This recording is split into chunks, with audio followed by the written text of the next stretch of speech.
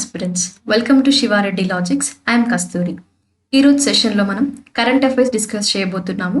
So ఇందులో మీకు మీ examination సంబంధించిన ప్రతి ఏరియా కవర్ చేయడం జరుగుతుంది. ఓకేనా?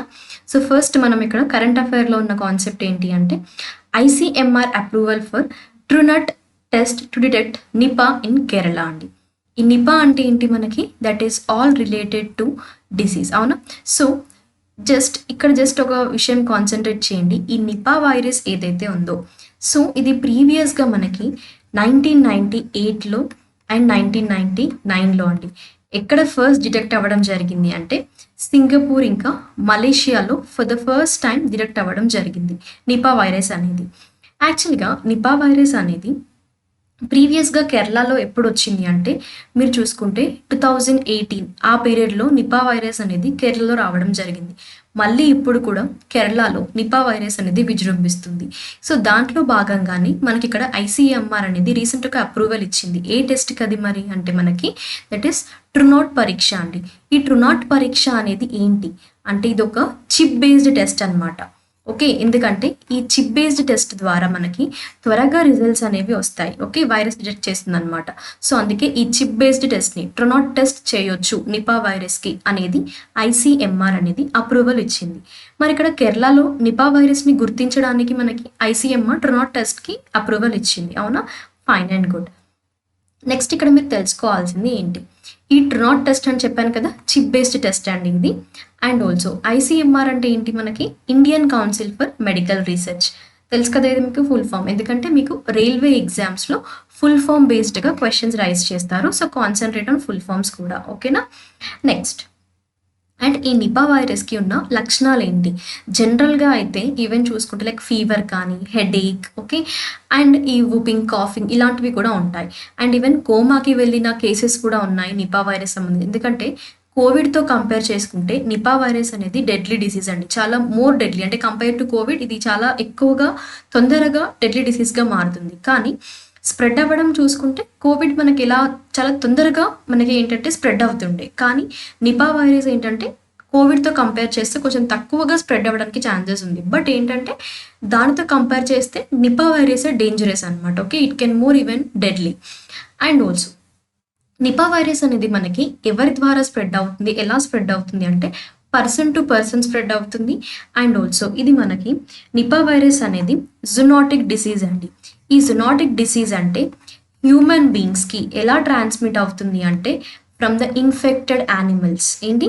ఇన్ఫెక్టెడ్ యానిమల్స్ ద్వారా హ్యూమన్స్కి స్ప్రెడ్ అవుతుంది. అండ్ ఆల్సో కంటామినేటెడ్ ఫుడ్ తీసుకోవడం వల్ల కూడా హ్యూమన్కి ఈ జునాటిక్ డిసీజ్ నిపా వైరస్ అనేది ఎఫెక్ట్ అయ్యే ఛాన్సెస్ ఉన్నాయి, ట్రాన్స్మిట్ అయ్యే ఛాన్సెస్ ఉన్నాయి.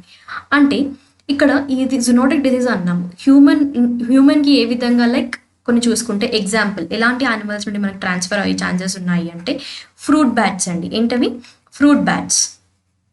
అండ్ ఆల్సో ప్రీవియస్గా నేను చెప్పాను కదా మీకు 1998లో 1999లో సింగపూర్ మలేషియాలో కూడా డిటెక్ట్ చేసినప్పుడు ఈ పిక్స్ ద్వారా, ఫ్రూట్ బ్యాట్స్ ద్వారానే ఫస్ట్ వాళ్ళు నిపా వైరస్ని డిటెక్ట్ చేశారనమాట.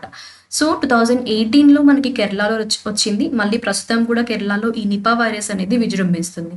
సో వీటిని ఇంకా తగ్గించడానికి లైక్ తొందరగా కేసెస్ డిటెక్ట్ చేయడానికి Indian Council of Medical Research అనేది ఈ ట్రూనాట్ టెస్ట్కి రీసెంట్గా అప్రూవల్ ఇచ్చింది. Okay, that is all about our current affair. Next కాన్సెప్ట్కి వెళ్దాము. Next, which of the following chief minister unveiled statue of oneness in Omkareshwar అన్నారు. కింది వారిలో ఎవరు ఓంకారేశ్వర్లోని స్టాచ్యూ ఆఫ్ వన్నెస్ని ఆవిష్కరించారు? యోగి ఆదిత్యనాథ్, పుష్కర్ సింగ్ ధామి, ఏక్నాథ్ షిండే, శివరాజ్ చౌహాన్. సో ఇక్కడ మీకు ఈ స్టాచ్యూ ఆఫ్ వన్నెస్ అనే కాన్సెప్ట్ ఏదైతే ఉందో, యాక్చువల్గా ఈ స్టాచ్యూ ఆఫ్ వన్నెస్ అనేది ఎవరి యొక్క స్టాచ్యూ అంటే ఇది మనకి ఆది శంకరాచార్య గారి యొక్క స్టాచ్యూ అండి. ఎవరిది? ఆది శంకరాచార్య గారి యొక్క స్టాచ్యూ అనమాట.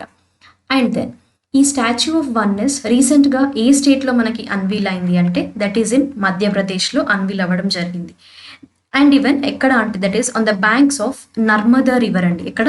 On the banks of Narmada river. ఆది శంకరాచార్య గారి యొక్క స్టాచ్యూ ఏదైతే ఉందో దీని యొక్క ఫీచర్స్ మీరు చూసుకోండి. ఇది 108 feet టాల్ ఉందండి. అండ్ ఆల్సో వెయిట్ వచ్చేసి మనకి 100 టన్నుల బరువు అనమాట ఈ యొక్క విగ్రహం అనేది. ఓకేనా, ఎంత ఎత్తులో ఉంది? 108 అడుగుల ఎత్తులో. అండ్ చూసుకుంటే 100 టర్న్స్ అనమాట. ఓకే, దెన్ ఫీచర్స్ అయిపోయింది. సో ఈ ఆదిశంకర గారి స్టాచ్యూకి ఒక నేమ్ ఇవ్వడం జరిగింది, అదేంటంటే స్టాచ్యూ ఆఫ్ వన్నెస్ అండి. అది మనకి ఎక్కడ? That is in Madhya Pradesh. And comment సెక్షన్లో మెన్షన్ చేయండి. మనకి తెలంగాణలో కూడా ఆదిశంకరాచార్య గారి యొక్క స్టాచ్యూని అన్వీల్ చేశారు. ఆ స్టాచ్యూ నేమ్ ఏంటి అనేది just mention the comment section. Okay, ఇది హైదరాబాద్లో ఇనాగరేట్ చేయడం జరిగింది. Just mention the name of that particular statue. ఓకేనా, నా మధ్యప్రదేశ్లో అన్వీల్ అయింది అన్నాం, రైట్? సో ఇప్పుడు మీకు ఈజీగా ఆన్సర్ చేయొచ్చు అని నేను అనుకుంటున్నాను. Who is that? మధ్యప్రదేశ్ యొక్క చీఫ్ మినిస్టర్ తెలిస్తే మీరు ఆన్సర్ చేసేయచ్చు. ఎవరండి ఇక్కడ మనకి? శివరాజ్ చౌహాన్ గారు. ఓకే, శివరాజ్ సింగ్ చౌహాన్ గారు మధ్యప్రదేశ్ యొక్క ముఖ్యమంత్రి. రీసెంట్గా ఈ స్టాచ్యూ ఆఫ్ వన్నెస్ ఎక్కడ మనకి ఓంకారేశ్వర్లో on the banks of Narmada river ఈ యొక్క స్టాచ్యూని అన్వీల్ చేశారు. ఆ స్టాచ్యూ ఎవరిది? ఆది శంకరాచార్య గారిది. దాని యొక్క టైటిల్ ఏంటండి? స్టాచ్యూ ఆఫ్ వన్నెస్ అనేది ఇవ్వడం జరిగింది. Are you clear everyone? మీకు ఎలాంటి డౌట్స్ ఉన్నా కూడా నాకు కమెంట్ సెక్షన్లో మెన్షన్ చేయండి. No issues. ఓకే,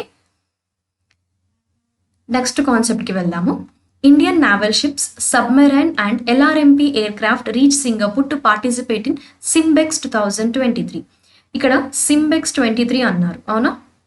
ఈ సింబెక్స్ 23 అంటే ఏంటి? జస్ట్ ఇక్కడ మీరు నేమ్ని డివైడ్ చేస్తే మీకు ఈజీగా ఈ యొక్క టైటిల్ ఒక్క దాంతోనే మీకు కంప్లీట్ కాన్సెప్ట్ కవర్ అవుతుంది. మరి అది ఎలాగా ఒకసారి చూద్దాం. ఇప్పుడు ఎస్ అంటే ఏంటండి మనకి? That is Singapore. ఐ అంటే ఇండియా అండి. ఓకేనా, నెక్స్ట్ మరి ఇక్కడ ఎం అంటే మనకి మ్యారిటైమ్. ఏంటండి? మ్యారిటైమ్. బి అంటే బైలాటరల్. బైలాటరల్ అంటే గుర్తుపెట్టుకోండి, ఏవైనా 2 కంట్రీస్ పార్టిసిపేట్ చేస్తే వాటిని బైలాటరల్ అంటారు. 3 కంట్రీస్ పార్టిసిపేట్ చేస్తే ట్రైలాటరల్ అంటారు. మోర్ దాన్ 3 కంట్రీస్ పార్టిసిపేట్ చేస్తే మల్టీలాటరల్ అంటారు. సో ఇప్పుడు మీకు ఐడియా వచ్చిందా? Singapore India maritime bilateral exercise SIMBEX అనేది. సో ఇందులో Singapore navies and also Indian navy naval ships అనేవి పార్టిసిపేట్ చేస్తాయి ఈ యొక్క ఎక్సర్సైజ్లో. సో ఇక్కడ 23 అని ఎందుకు మెన్షన్ చేశారు అంటే ఇది ఇయర్ ఎంత అండి మనకి? 2023 కదా. సో అలా గుర్తుపెట్టుకోండి సింబెక్స్ 23. సపోజ్ సింబెక్స్ 24 అంటే మనకి నెక్స్ట్ ఇయర్ వచ్చేది. సో అలా ఇయర్ని పక్కన మెన్షన్ చేశారు అంతే. స్పెసిఫిక్గా ఆ నంబర్ మీరు గుర్తుపెట్టుకోవాల్సిన అవసరం అయితే లేదు according to my point of view. Just SIMBEX full form చూసుకుంటే మీకు అందులో ఏ కంట్రీస్ పార్టిసిపేట్ చేస్తున్నాయి అనేది క్లియర్ ఐడియా ఉంటుంది. ఓకేనా, నెక్స్ట్ మరి ఈసారి జరిగేది ఎన్నో ఎడిషన్ అంటే 30వ ఎడిషన్ అండి. ఈ యొక్క ఎక్సర్సైజ్ 2 కంట్రీస్ మధ్యలో, ఇండియా ఇంకా సింగపూర్ మధ్యలో ఈ మ్యారిటైమ్ ఎక్సర్సైజ్ అనేది ఎన్నో ఎడిషన్ అంటే మనకి 30th ఎడిషన్ అనమాట. మరి ఇది ఎప్పుడు యాక్చువల్గా ఎక్సర్సైజ్ అనేది 2 కంట్రీస్ మధ్యలో స్టార్ట్ అయింది అంటే 1994లో స్టార్ట్ అయిందండి ఈ ఎక్సర్సైజ్ ఇండియా ఇంకా సింగపూర్ మధ్యలో ఈ బైలాటరల్ నావల్ ఎక్సర్సైజ్ అనేది.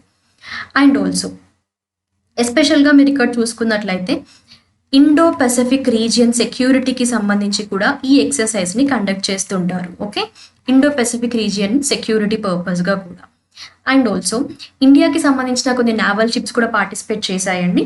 సో జస్ట్ ఇక్కడ నేను మెన్షన్ చేస్తాను చూడండి. That is Indian naval ship INS Ranvijay and also Kavaratti. Okay, and ఇంకొక సబ్మెరైన్ కూడా ఇక్కడ పార్టిసిపేట్ చేయడం జరుగుతుంది. సో రీసెంట్గా ఇవన్నీ ఏంటంటే ఇండియా నుండి రీచ్ అవ్వడం జరిగిందనమాట సింగపూర్కి. అంటే ఇక్కడ మీకు అర్థం అవ్వాలి మనకి ఏంటంటే that is the host place is at Singapore. And ఈ సబ్మెరైన్ ఏంటి అంటే INS సింధు కేసరి అండి. ఏంటది? INS సింధు కేసరి. ఓకేనా, సో ఒకసారి చెప్తాను చూడండి. మళ్ళీ ఒకసారి నేను ఒక ఓవర్వ్యూ ఇస్తాను జస్ట్ స్మాల్ గ్లాన్స్లో. ఈసారి 30వ ఎడిషన్ జరుగుతుంది. Okay, Singapore and Indian maritime naval exercise మధ్యలో. అండ్ ఆల్సో ఇక్కడ ఇంకా చూసుకుంటే మనకి ఇది ఎప్పుడు ఫస్ట్ స్టార్ట్ అయింది అంటే 1994లో ఈ ఎక్సర్సైజ్ అనేది 2 కంట్రీస్ మధ్యలో చేయడం స్టార్ట్ చేశారు. ఎస్పెషల్గా ఇండో పసిఫిక్ రీజియన్ సెక్యూరిటీని ఫోకస్ చేస్తూ అండ్ ఆల్సో ఈ 2 కంట్రీస్ మధ్యలో మ్యారిటైమ్ కోఆపరేషన్ని స్ట్రెంథెన్ చేయడానికి కూడా ఈ ఎక్సర్సైజ్ని స్టార్ట్ చేశారనమాట. అండ్ ఇక్కడ పార్టిసిపేట్ చేస్తున్న ఇండియన్ నౌకదళాలు ఏంటి అంటే Ranvijay that is and also Kavaratti. Submarine వచ్చేసి INS సింధు కేసరి కూడా ఇందులో పార్టిసిపేట్ చేయడం జరుగుతుంది. Okay, that is all about SIMBEX 23. ఓకేనా, ఎందుకంటే నేను ఇలా మీకు స్పెసిఫిక్‌గా కొన్ని పాయింట్స్ చెప్తున్నాను అంటే, అవి మీకు ఎగ్జామినేషన్‌లో అడిగే పాయింట్స్ అనమాట. ఎందుకంటే అన్నెసెసరీ స్టఫ్ అంతా చదవకుండా, మనకి ఎగ్జామినేషన్స్‌లో ఏవైతే అడుగుతారో, అంటే ఒక కరెంట్ అఫైర్‌లో మీరు ఏవి కాన్సంట్రేట్ చేయాలో అక్కడ వరకు చదివితే సరిపోతుందండి.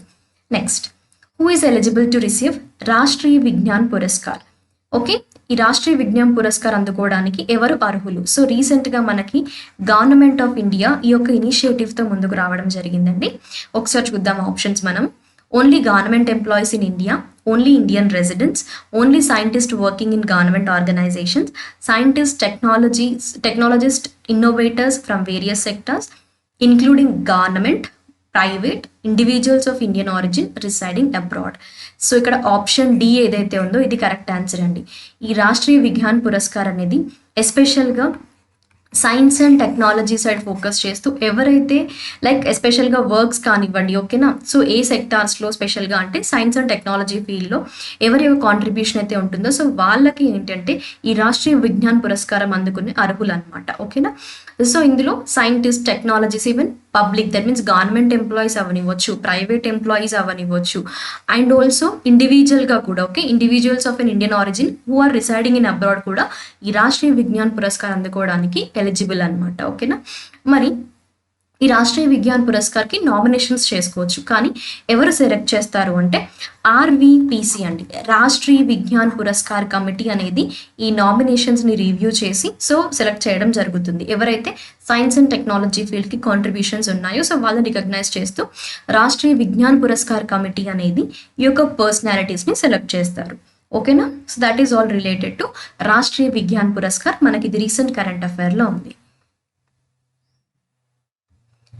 Next, Harmanpreet Lovlina to be flag bearers at Asian Games opening ceremony. ఇక్కడ చూడండి ఏమన్నారు, 2 పర్సన్స్ సెలెక్ట్ చేయడం జరిగింది. ఒక్కరే కాకుండా ఇద్దరిని పెట్టడం రీసెంట్గా ఇండియన్ ఒలింపిక్ అసోసియేషన్ అనౌన్స్మెంట్ ఇచ్చింది అనమాట. ఈ ఇయర్ ఇప్పుడు జరగబోతున్న లైక్ 2023లో జరగబోతున్న ఎప్పటి నుండి అంటే 23rd సెప్టెంబర్ నుండి అక్టోబర్ 8th వరకు అండి. ఎప్పటి వరకు? 23rd సెప్టెంబర్ నుండి అక్టోబర్ 8th వరకు జరగబోతున్న ఏషియన్ గేమ్స్ ఏవైతే ఉన్నాయో సో వీటిలో ఇండియా నుండి ఫ్లాగ్ బేరర్గా సెలెక్ట్ అయింది హర్మన్ప్రీత్ అండ్ లావ్లీనా, ఓకే. నా ఏషియన్ గేమ్స్ గురించి ఒక చిన్న ఇన్ఫర్మేషన్ తెలుసుకోండి మీరు ఇక్కడ. ఏషియన్ గేమ్స్ అనేవి 4 yearsకి ఒకసారి కండక్ట్ చేస్తారండి, ఓకేనా. అండ్ ఈసారి చూసుకుంటే యాక్చువల్ 2022లో జరగాల్సినవి కానీ 2023లో కండక్ట్ చేస్తున్నారు. 23 సెప్టెంబర్ నుండి అక్టోబర్ 8th వరకు. అండ్ ఆల్సో 4 years ఒకసారి జరుగుతున్నాయి కదా. So here I'll mention for the first time మనకి ఎప్పుడు జరిగాయి అంటే 1951లో, అది కూడా ఇండియాలో అండి, న్యూఢిల్లీలో ఫర్ ద ఫస్ట్ టైం ఈ యొక్క ఏషియన్ గేమ్స్ అనేవి కండక్ట్ చేశారు. ఇప్పుడు 1951వ సంవత్సరంలో ఈ ఏషియన్ గేమ్స్ కండక్ట్ చేశారు. ఏషియన్ గేమ్స్ అనేవి 4 సంవత్సరాలకు ఒకసారి కండక్ట్ చేస్తారు. అండ్ ఈసారి జరగబోయే ఏషియన్ గేమ్స్కి ఫ్లాగ్ బేరర్స్గా హర్మన్ప్రీత్ ఇంకా లావ్లీనా గారు సెలెక్ట్ అయ్యారు ఫ్లాగ్ బేరర్స్గా. అండ్ దెన్ మరి ఈసారి జరుగుతున్న ఏదైతే ఉందో ఈ పర్టిక్యులర్ ఏషియన్ గేమ్స్కి ఇండియా 655 అథ్లెట్స్ని పంపిస్తుందండి. ఇండియాని రిప్రజెంట్ చేస్తూ ఎంతమంది అథ్లెట్స్ని? 655 అథ్లెట్స్ని ఈ ఏషియన్ గేమ్స్కి పంపిస్తుంది. అండ్ ఆల్సో మరి ఈసారి ఏషియన్ గేమ్స్ మనకి ఎక్కడ జరుగుతున్నాయి అంటే దట్ ఈజ్ ఎట్ హంగ్జోహు. ఎక్కడండి? Hangzhou, that is in China. So ఈసారి మనకి చైనాలో ఏషియన్ గేమ్స్ జరుగుతున్నాయి. హోస్ట్ ప్లేస్ ఏది అంటే చైనా. 2023 ఏషియన్ గేమ్స్ ఫోకస్ చేయండి. ఎప్పుడు కానీ ఎగ్జామినేషన్లో ద సింప్లెస్ట్ క్వశ్చన్ మీకు రైల్వే ఎగ్జామ్స్లో చూసుకుంటే హోస్ట్ కంట్రీ గురించి అడుగుతారు, ఓకేనా. నా అండ్ ఇక్కడ హర్మన్ప్రీత్ ఇంకా లావ్లీనా గారు రీసెంట్గా టోక్యో ఒలింపిక్స్లో కూడా బ్రాంజ్ మెడల్ విన్ అయ్యారు. సో నేను ఒకసారి నా కమెంట్ సెక్షన్లో మెన్షన్ చేయండి హర్మన్ప్రీత్ ఇంకా లావ్లీనా. సో వీళ్ళిద్దరి గురించి, ఓకే. అంటే వాళ్ళ యొక్క ఫీల్డ్స్ అండ్ కేటగిరీస్, వాళ్ళు ఏ కేటగిరీకి చెందిన వాళ్ళు అంటే రీసెంట్గా గెలిచిన ఒలింపిక్స్, టోక్యో ఒలింపిక్స్లో బ్రాంజ్ మెడల్ విన్ అయ్యారన్నాం కదా. సో ఏ కేటగిరీస్లో అనేది జస్ట్ వాళ్ళ స్పోర్ట్ కేటగిరీ అనేది నాకు కమెంట్ సెక్షన్లో మెన్షన్ చేయండి, ఓకే. ఎందుకంటే బికాస్ ఆల్రెడీ మీకు టోక్యో ఒలింపిక్స్ గురించి ఐడియా ఉండాలి. If not also at least now you go through the names, okay, వాళ్ళ స్పోర్ట్ కేటగిరీస్ అనేవి. Next, New York, Dallas and Florida to host T20 cricket world cup matches in 2024. So రీసెంట్గా మనకి ICC, international Cricket council అండి. ICC full form ఏంటి? International Cricket council అనేది ఒక 3 host సిటీస్ని ఎన్నుకుంది. అది కూడా మనకి యునైటెడ్ స్టేట్స్కి సంబంధించిన 3 సిటీస్ని, న్యూయార్క్, డల్లాస్, ఇంకా ఫ్లోరిడా. ఎందుకోసం అంటే T20 వరల్డ్ కప్ ఏదైతే ఉందో సో ఈ మ్యాచెస్ని హోస్ట్ చేయడానికి 3 ప్లేసెస్ని సెలెక్ట్ చేసింది అనమాట ఇంటర్నేషనల్ క్రికెట్ కౌన్సిల్ అనేది, 3 వెన్యూస్ని. అండ్ ఆల్సో ఇక్కడ ఒక మీరు ముఖ్యమైనది చూసుకోవాల్సింది ఏంటంటే ఐసీసీ మనకి 1909లో 1909లో ఏంటంటే ఇంపీరియల్ క్రికెట్ కౌన్సిల్గా ఫస్ట్ ఫామ్ అయిందని తర్వాత రీనేమ్ చేస్తూ వచ్చారనమాట. సో ఇక్కడ మీరు చూసుకోండి హెడ్ క్వార్టర్స్ ఎక్కడ మనకి అంటే దట్ ఈస్ ఇన్ దుబాయ్ అండి. ఓకే, ఐసీసీ యొక్క హెడ్ క్వార్టర్స్ దుబాయ్, యుఏలో, ఇంటర్నేషనల్ క్రికెట్ కౌన్సిల్. ఎందుకంటే ఇక్కడ జస్ట్ కరెంట్ అఫైర్ ఉంది మనకి, ఈ city names and T20 cricket matches గురించి చూసుకుంటే సరిపోతుంది. బట్ ఇది స్టాటిక్ ఏరియా, ఐసీసీ ఎప్పుడు ఫామ్ అయింది, హెడ్ క్వార్టర్స్ ఎక్కడ అనేది మీరు తెలుసుకోవాలి. అండ్ ఆల్సో ఐసీసీ ఎందుకోసం ఫామ్ చేశారు ఇంటర్నేషనల్ క్రికెట్ కౌన్సిల్ అంటే ఇది ఒక గ్లోబల్ గవర్నింగ్ బాడీ అండి, క్రికెట్కి సంబంధించిన global governing body. Okay, next world Alzheimer's day observed on September 21. ప్రపంచ అల్జీమర్స్ డే అనేది సెప్టెంబర్ 21న సెలబ్రేట్ చేస్తారు. ఈ అల్జీమర్ డిసీజ్ అనేది ఏంటి అంటే దిస్ ఈజ్ ఆల్ అబౌట్ ఈ అల్జీమర్స్ డే అనేది అల్జీమర్స్ డిసీజ్ ఏదైతే ఉందో ఓకే అల్జీమర్స్ డే అన్నారు. మ్యాక్సిమం ఆస్పిరెంట్స్కి ఐడియా ఉండకపోవచ్చు. ఈ అల్జీమర్స్ డిసీజ్ అనేది ఎక్కువగా మెంటల్ డిసార్డర్స్ని దీంతో రిలేట్ అయిందండి, mental disorders. That means even example memory loss. Okay, so and also mental ఫంక్షన్స్ని డిస్ట్రాయ్ చేస్తుంది అల్జీమర్స్ డిసీజ్తో ఎఫెక్ట్ అయితే, ఎస్పెషల్గా బ్రెయిన్ సెల్స్ పైన ఎఫెక్ట్ ఉంటుందండి. సో ఈ డిసీజ్ గురించి ఒక అవేర్నెస్ క్రియేట్ చేయడానికి వరల్డ్ అల్జీమర్స్ డే అనేది ఎవ్రీ ఇయర్ సెప్టెంబర్ 21న సెలబ్రేట్ చేస్తారు. యాక్చువల్గా ఎంటైర్ మంత్ ఈ సెప్టెంబర్ మంత్ మొత్తాన్ని అల్జీమర్స్ ఈ డిసీజ్ గురించి ఒక అవేర్నెస్ క్రియేట్ చేయడానికి సెలబ్రేట్ చేస్తారు. బట్ స్పెసిఫిక్గా ఒక డే చూసుకుంటే సెప్టెంబర్ 21 అండి. అండ్ ఈసారి మనకి అల్జీమర్ డిసీజ్ గురించి ఉన్న థీమ్ ఏంటి అంటే never too early never too late అనేది వరల్డ్ అల్జీమర్స్ డే యొక్క థీమ్. అది కూడా 2023 సంవత్సరానికి సంబంధించిన థీమ్ అండి. ఎందుకంటే మనకి స్పెసిఫిక్గా క్వశ్చన్స్లో ఇయర్ మెన్షన్ చేస్తారు. సో దాన్ని ఫోకస్ చేస్తూ మీరు ఇక్కడ ఆన్సర్ చేయాల్సి ఉంటుంది. ఓకేనా, నెక్స్ట్ ఎందుకంటే ఎప్పుడైనా ఇలాంటి ఇంపార్టెంట్ డేస్ ఉన్నప్పుడు మీరు ఫస్ట్ అల్జీమర్స్ అన్నారు, ఆ వర్డ్ మీకు తెలియకపోయినా కూడా at least you have to come across that. ఎందుకంటే మీరు బ్లైండ్గా చదవడం కాకుండా ఆ వర్డ్ ఏంటో తెలిస్తే మీకు ఈజీగా ఐడియా ఉంటుంది. ఓకేనా, నెక్స్ట్ క్వశ్చన్కి వెళ్దాము. What is net zero? Net zero అంటే ఏమిటి? The imperative that reduction of harmful green house gases emissions must be balanced by carbon dioxide removals with in a specified time frame. UK target అనేది దేనికి సంబంధించింది? Reducing carbon emissions to 0 by 2050. Policy of facing out petrol and diesel cars by 2035. Governments plan to support the growth of green industries అండి. One thing ఇక్కడ చూసుకోండి మీరు, అదేంటంటే ఈ net zero concept ఏదైతే ఉందో రీసెంట్ కరెంట్ అఫైర్లో ఎందుకుంది అంటే UK prime minister Indian origin ఎవరండి UK prime minister Rishi Sunak garu ఒక అనౌన్స్మెంట్ చేశారు. అదేంటంటే ఈ నెట్ జీరో కాన్సెప్ట్ ఏదైతే ఉందో that is all related to carbon emission, reducing carbon emissions అండి. రిషి సునక్ గారు రీసెంట్గా చేసిన అనౌన్స్మెంట్ ఏంటి అంటే యాక్చువల్గా ప్రీవియస్గా ఈ new petrol and diesel cars పైన బ్యాన్ అనేది నిర్వహించడానికి ఒక అనౌన్స్మెంట్ చేశారు. బట్ ఇప్పుడు ఆ బ్యాన్ని ఏం చేస్తున్నారంటే డిలే చేస్తున్నారు, పొడిగిస్తున్నారు. ఈ డిలే అనేది 5 years తర్వాత, ఎందుకంటే ప్రాక్టికల్గా అవన్నీ అంత వర్కౌట్ అవ్వవు కాబట్టి సో ఇంకొక 5 yearsకి ఎక్స్టెండ్ చేస్తున్నారు ఆ బ్యాన్ని. ఓకే, అంటే ఇక్కడ మనకి కరెంట్ అఫైర్లో ఉంది ఏంటంటే యూకేకి సంబంధించిన కరెంట్ అఫైర్ ఇది. ఓకే, ఈ నెట్ జీరో అనే కాన్సెప్ట్ న్యూస్లో ఉంది. సో ఇలా మిమ్మల్ని అక్కడ మీరు ఏంటంటే ఇంటర్నేషనల్ కరెంట్ అఫైర్స్ చదువుతుంటారు, బట్ అందులో నుండి కూడా టర్మినాలజీని బేస్ చేసుకొని క్వశ్చన్స్ ఎలా అడుగుతారు అని ఇక్కడ నేను మీకు డిస్ప్లే చేశాను. ఓకేనా, సో ఇది కరెంట్ అఫైర్ యాక్చువల్గా. సో దాంట్లో ఈ నెట్ జీరో కాన్సెప్ట్ నేను చెప్పాను కదా ఇందాక, new petrol and diesel cars బ్యాన్ని డిలే చేశారు ఇంకొక 5 years వరకు అనమాట. సో ఇక్కడ యూకే యొక్క టార్గెట్ ఏంటి అంటే 2050 కల్లా కార్బన్ ఎమిషన్స్ని రెడ్యూస్ చేస్తారు అని to 0. Okay, that is by 2050. And ఈ యొక్క 2035 వరకు ఇంకా 5 years ఎక్స్టెండ్ చేశారు కాబట్టి ప్రీవియస్ 2030 ఉంటే ఇప్పుడు 35 వరకు అయిందనమాట. ఓకేనా, బట్ ఇక్కడ మీకు చూసుకుంటే ఈ నెట్ జీరో కాన్సెప్ట్ అంటే ఎగ్జాక్ట్గా ఈ యొక్క అనౌన్స్మెంట్స్ ఏవైతే ఉన్నాయో ఇవి నెట్ జీరో కాన్సెప్ట్స్ కాదండి, ఇవి జస్ట్ అనౌన్స్ చేశారు. ఓకే, ఈ నెట్ జీరోని అచీవ్ చేయడానికి these were the announcements like delaying for 5 years ఆ బ్యాన్ని అండ్ 2050 కల్లా వాళ్ళు అచీవ్ చేసే టార్గెట్స్ అనమాట ఇవన్నీ. But main objective net zero అంటే ఏంటి అంటే imperative reduction of harmful gases like harmful green house gases అండి. అండ్ అది కూడా ఏంటి balanced by the carbon dioxide removals with in a limited time frame. Okay, specified time frame అనమాట. So అది మనకి నెట్ జీరో కాన్సెప్ట్. ఓకేనా, so this is all about UK related current affair. Next, invitation to US president Biden for republic day celebration అండి. ఎప్పుడు మనకి 2024 January 26న జరగబోయే గణతంత్ర దినోత్సవ వేడుకలకి జో బిడెన్ గారిని ఇన్వైట్ చేయడం జరిగింది. సో రీసెంట్గా యుఎస్ అంబాసిడర్ ఎరిక్ గారు ఈ యొక్క పర్టికులర్ ఇన్విటేషన్ని కన్ఫర్మ్ లైక్ డిసిషన్ అనేది అనౌన్స్ చేశారనమాట. ఓకే, అండ్ ఆల్సో 2024లో బిడెన్ గారు ఇండియాని విజిట్ చేస్తున్నారు రిపబ్లిక్ డే సందర్భంగా.